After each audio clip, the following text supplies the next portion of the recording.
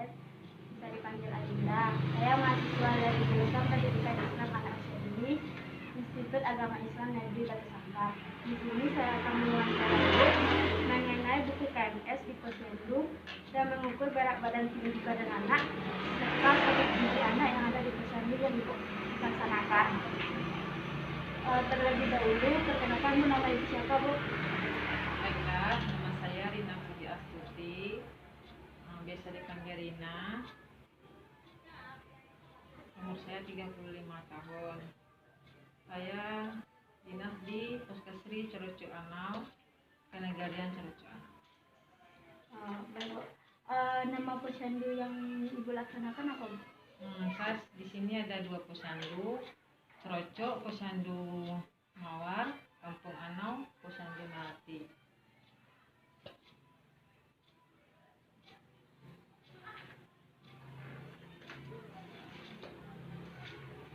Sejak kapan Ibu menjadi bidan di posyandu Mawar dan Melati? Kebetulan saya perpindahan dari lain, jadi saya pindah ke Kampung Cerucu Anau ini atau di Posyandu Mawar Melati ini tahun 2018 bulan Oktober.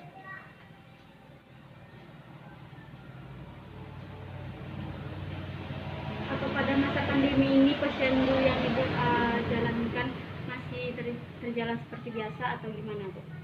Alhamdulillah, posyandu di Kampung Negari Cerucu Anau berjalan seperti biasanya, tetapi tetap menjalankan protokol kesehatan dengan cara 3M, memakai masker, menjaga jarak, dan mencuci tangan. Posyandu ini dilakukan pada minggu keberapa, Bu? Biasanya kalau posyandu Mawar atau Kampung Cerucu setiap tanggal 11 setiap bulannya. Tapi kalau Kampung Anau, Posyandu Melati setiap tanggal 10 setiap bulannya. Jadi setiap minggu kedua. Baik, Bu. Kita masuk ke buku KMS-nya, Bu. Bagaimana cara kita membaca buku KMS ini, Bu? KMS ini kan kepanjangan Kartu Menuju Sehat. Jadi di sini kita lihat dulu, kalau anak perempuan kan warnanya warna pink, kalau anak laki kan warnanya warna biru. Contohnya anak perempuan, kita sini ya dulu nama anaknya, misalnya Jihan, buat sini Jihan. Posyandunya Jeniman, posyandu apa? Misalnya Mawar. Nah kita isi bulannya dulu, misalnya di sini bulan lahirnya kapan? Misalnya dia lahir bulan Oktober.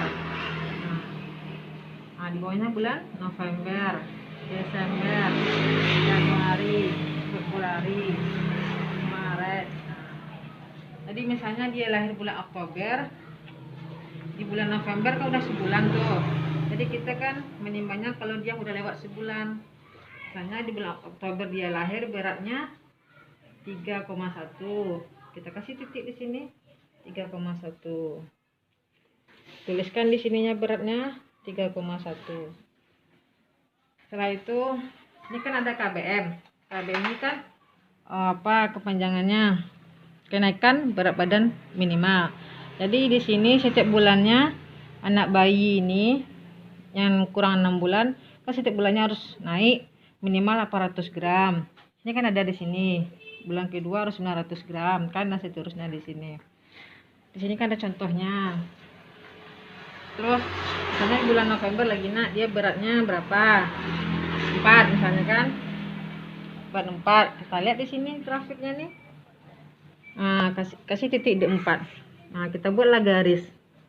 Nah, garis inilah kita buat garis pertumbuhan KMS, Kartu Menuju Sehat. Jadi pedoman kita bukan di berat badannya tapi di garisnya. Kalau misalnya garisnya sesuai dengan garis pertumbuhannya naik, dia berarti berat badannya bagus. Di sini kita buat di sini naik. Misalnya 4 tadi kan udah sesuai, udah melebihi dari grafik pertumbuhannya nih. Berarti dia naik kan? Di sini N. Di bulan November. Nah, nih di bawahnya lagi ASI eksklusif. Misalnya dia masih ASI sekarang kan, masih eksklusif. Kalau masih ASI kita buat apa? Tanda tulis. Buat di bawahnya. Terus di bulan Desember dia datang lagi menimbang. Berat badannya misalnya 4,5. Coba di sini 4,5.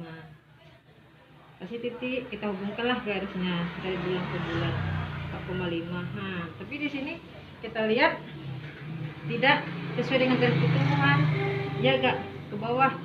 Jadi kalau agak ke bawah berarti dia T.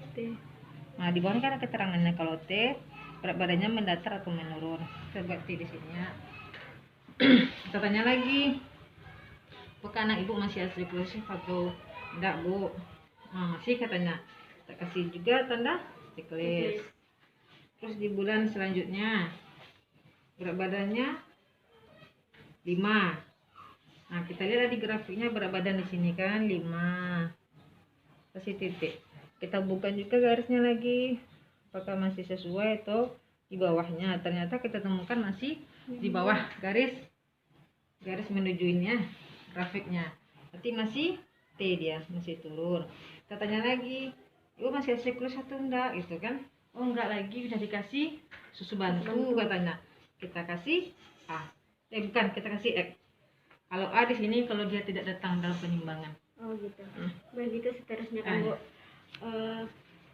Bagaimana berat badan anak yang baik sesuai dengan KMS sendiri? Oh, yang baik. Kalau yang baik di sini kita harus melebihi di atas garis atau grafik ini, Bunda. Hanya tadi kan garisnya kita hubungkan dari bulan ke bulan di atas garis grafik ini. Berarti berat badannya bagus atau naik.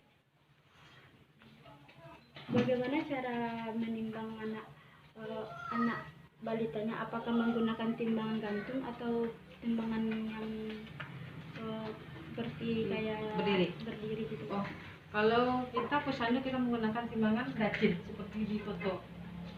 Apa nih? Nah, fotonya ada. Nah, ini timbangan nih. Nah, nih. Nah, disinilah kita seperti posyandu. Ada timbangan gajin pakai naik. Pakai terima. Bagaimana status gizi anak di posyandu ibu? Apakah baik atau buruk? Kalau status gizi di posyandu, alhamdulillah kami tidak ada gizi buruk. Kita kan menentukan status gizi harus berdasarkan 3 indikator. Pertama berdasarkan berat badan per umur, tinggi badan per umur, berat badan per tinggi badan. Jadi kita tidak ada gizi buruk, kita cuma ada gizi kurang. Cuman ada gizi kurang. Gizi buruk tidak ada. Bagaimana di masa pandemi ini balita yang ada di posyandu? Apakah ada terkendala tentang gizi atau berat badan? Enggak. Alhamdulillah kami di posyandu kita kan membuatkan pemberi makanan tambahan atau PMT. Jadi selama wabah ini kita tetap menjalankan pembuatan PMT sesuai dengan menu per bulannya. Saya lihat di situ. Nah, disinilah misalnya nih posyandu Melati. Setiap bulannya kita udah ada menu tiap bulan. Alhamdulillah walaupun dalam masa pandemi tetap balitanya banyak yang datang karena mengingat menu PMT-nya yang enak-enak mungkin. Habis itu posyandu Mawar, Kampung Corocok, bermacam juga menu-menunya tiap bulannya. Jadi tidak jenuh balitanya untuk datang ke posyandu.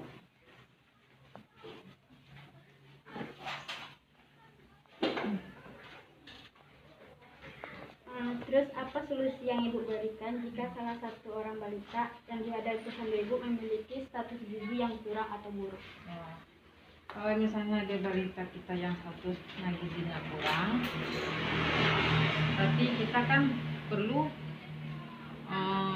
perhatian kepada balita tersebut. Bagaimana berat badannya tiap bulannya, bagaimana cara makannya, apa sama orang tuanya, gimana berat badannya tidak naik Bu, makannya gimana gitu kan. Kalau misalnya ada makanan yang bermasalah atau anaknya tidak mau makan, kita bisa masukkan ke dalam. Kalau misalnya gizi kurang, kita kan masuk dalam apa? Kita cari apanya dulu, BB per TB-nya, TB per U-nya apakah stunting, dia tidak belum stunting. Kita masukkan ke dalam bantuan apa? Kita kan dapat dari negari bantuan dapat susu untuk anak-anak yang stunting atau gizi kurang. berapa kenaikan persen setiap bulannya untuk status gizi anak di posyandu Ibu? Maksudnya persennya? Eh, Rata-rata Iya, rata-ratanya. kenaikannya. Iya. Kalau misalnya kenaikan, susah juga kita untuk mendeteksinya karena mungkin kadang-kadang anak itu naik, kadang turun, kadang menetap. Ini karena anaknya jarang banyak-banyak cuaca, mungkin terjadi cuaca, kalau cuacanya buruk mungkin banyak anak balita yang demam. Kalau anak demam otomatis makannya kurang. Kalau makannya kurang otomatis berat badannya kurang. Bagaimana arahan Ibu terhadap orang tua yang takut membawa anaknya untuk dibawa ke posyandu? Kalau kami di sini kan banyak kegiatan di posyandu. Yang pertama, kita kegiatan posyandu itu kan selain menimbang sama imunisasi, tapi kita juga memberikan hadiah atau reward kepada anak balita yang rajin ke posyandu. Yang kedua, memberikan reward kepada anak balita yang sedang berulang tahun di saat ulang kita penimbangan. Jadi kalau misalnya ada orang tua yang susah nanya dibawa untuk ke posyandu, pasti kita mengarahkan adanya kita ada reward atau hadiah kepada anak balita. Mungkin orang tua tersebut selain kita memberi penyuluhan untuk memantau pertumbuhan berat badannya, mungkin dia juga mau mendengarkan tertariknya kita untuk ke posyandu. Apa tujuan dari mengadakan posyandu tiap bulannya? Tujuannya yang pertama, terus kita harus untuk mengetahui berat badan anak tiap bulannya, anak balita. Yang kedua, untuk memberikan imunisasi kepada anak bayi. Yang ketiga, untuk pemeriksaan ibu hamil.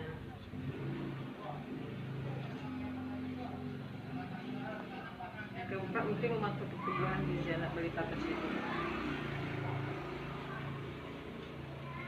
dari berat badan tadi kan. Baiklah Bu, sekian wawancara kita pada hari ini. Terima kasih atas waktu yang telah Ibu berikan kepada saya. Saya akhiri dengan Assalamualaikum warahmatullahi wabarakatuh. Waalaikumsalam warahmatullahi wabarakatuh.